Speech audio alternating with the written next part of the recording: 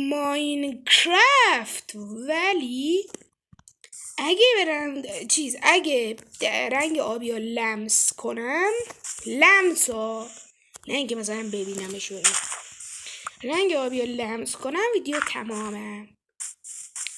خب الان سختی کاره که من چجوری برم اون، نه اینجا درختی هست نه چیزی بچه.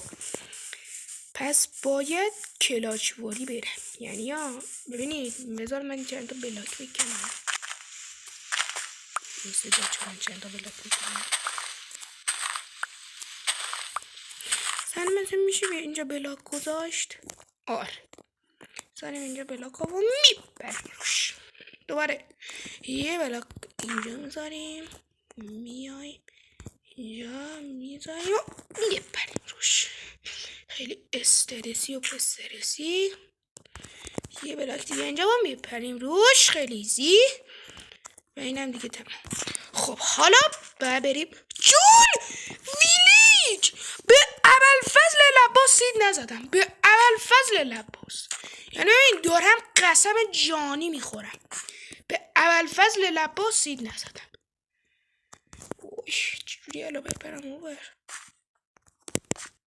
وای بودو به خدا سید نزدم. هدفمون بعد که برن یه دونه آیرونه بچه. اینا خوبه گفتم الان بچه واقعا میگم سید نزدم.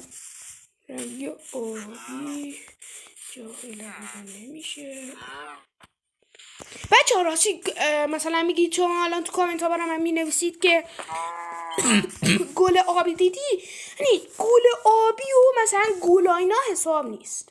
مثلا اگه مثلا رنگ آبی مثلا دریا، یه بلاک آبی، یه چیزی مثلا باشه اینجوری، ولی مثلا چیز گل آبی اینا حساب نیست.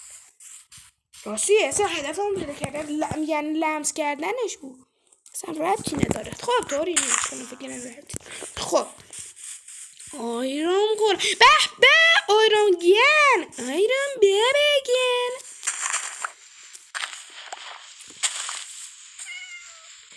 بذارین من این بلاک ها رو بکنم بنام سراغ آیرام گلم جان. جانم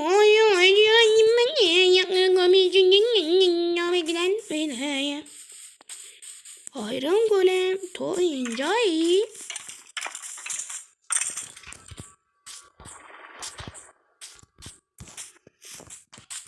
بگی یعنی وایسو دیگه. اوشه بیا اینجا.